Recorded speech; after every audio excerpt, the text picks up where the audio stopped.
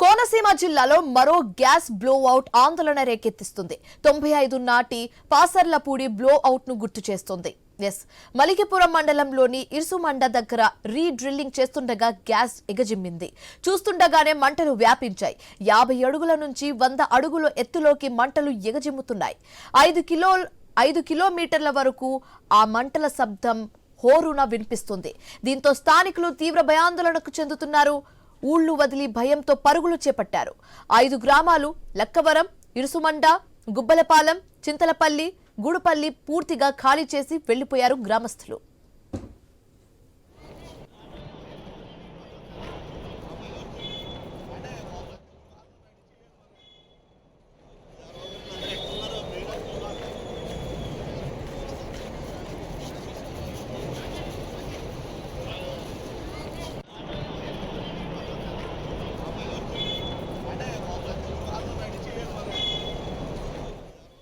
మోరి 5 అనే వెల్ నంబర్లో రీడ్రిల్లింగ్ చేస్తుండగా ప్రమాదం జరిగినట్లుగా చెప్తున్నారు.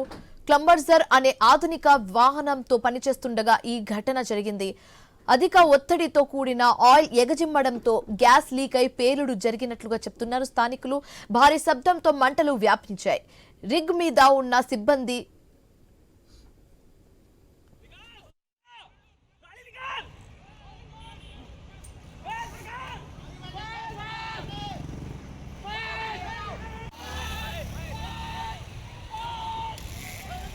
గ్రామస్తులు తీవ్ర భయాందోళనతో పరుగులు తీశారు. ఆ దృశ్యాలు మనం ఐ న్యూస్ స్క్రీన్ మీద చూస్తున్నాము.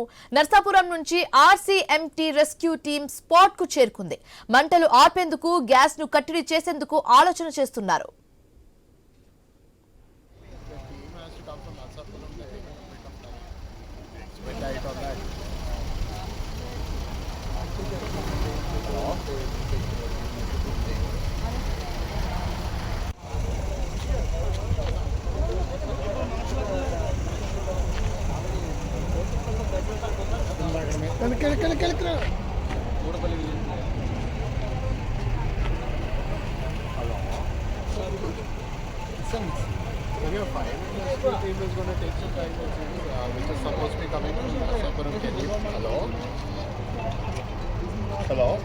కోనసీమ జిల్లాలో మరో గ్యాస్ బ్లోఅవుట్ ఆందోళన రేకెత్తిస్తుంది. 95 నాటి పాసర్లపూడి బ్లోఅవుట్ ను గుర్తు చేస్తుంది.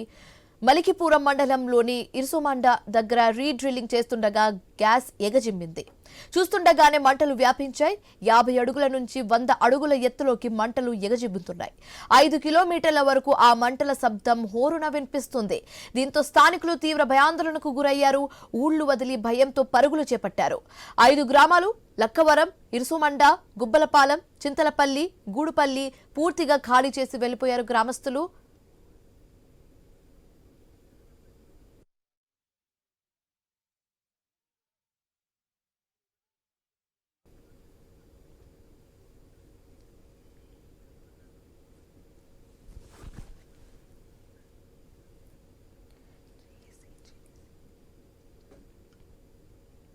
రైట్, ఇక ఇదే అంశానికి సంబంధించి మాట్లాడడానికి మనతో పాటు జాయిన్ అవుతున్నారు జేఏసీ నాయకులు బండారు రామ్మోహన్ రావు గారు.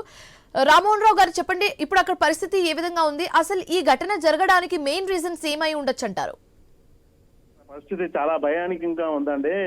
గ్రామాల ప్రజలు తమ సొంత ఇళ్లను విడిచిపెట్టేసి ఎక్కడికక్కడే పారిపోతున్నారు. రెస్క్యూ టీమ్స్ కూడా మరి ఆ ఫైర్ ఇంజిన్ వాహనాలతో వాళ్ళు పారిపోతున్న దృశ్యాలు మనం చూసాము. చాలా బేతాహ వాతావరణం అక్కడ నెలకొని ఉంది.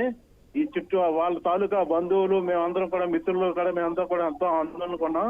దీనికి కారణం ఉదాసీనత అండి. ఆ చమురు సంస్థలు వాళ్ళు చేపట్టే కార్యకలాపాల పట్ల ఎటువంటి చిత్తశుద్ధి వాళ్ళకు ఉండదు, ఉదాసీనత. ఏదైనా జరిగినప్పుడు మాత్రం వాళ్ళు ఏదో మొక్కుబడి తాయిలాలు ఇచ్చి ఏదో చేతులు తిరుపుకుంటారండి వాళ్ళు.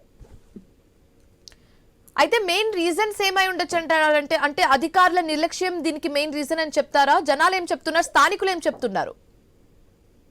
అంటే వాళ్ళకి సరైన సాయం, ఆ టెక్నికల్ నాలెడ్జ్ అందులో పనిచేసే అధికారులు కానీ, ఇంజనీర్లు కానీ, సిబ్బంది కానీ వాళ్ళు ఏంటి స్కిల్డ్ పర్సన్స్ ఉండలేదండి. స్కిల్డ్ పర్సన్స్ లేకుండా వాళ్ళ కార్యకలాపాలు వచ్చినట్టు ఎవరు పడితే వాళ్ళ చేత ఏం చేస్తున్నారు. అధికారులు కూడా చూసి చూడనట్టుగా వదిలేయడం కూడా ఒక కారణం. ప్రజల్లో కూడా చైతన్యం కూడా పెద్దగా లేకపోవడం కూడా దురదృష్టకరం.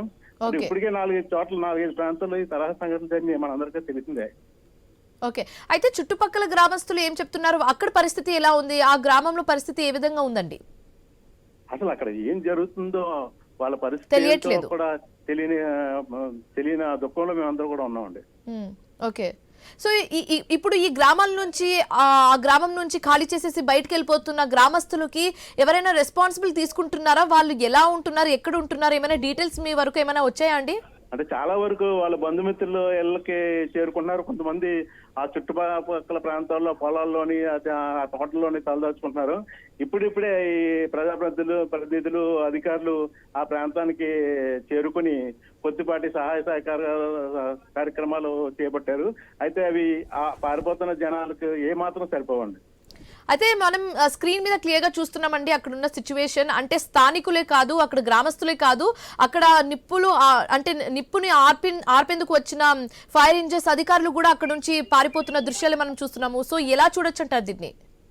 గాల్లో గ్యాస్ అంతా కలిసిపోయిందండి. అవును, అది ఏ క్షణానైనా అది మొత్తం ఫైర్ అయ్యి అది ఎన్ని గ్రామాలకి అది మరి చుట్టుకుంటుందో తెలియని పరిస్థితుల్లో ఆందోళన మేమందరం కూడా ఉన్నామండి.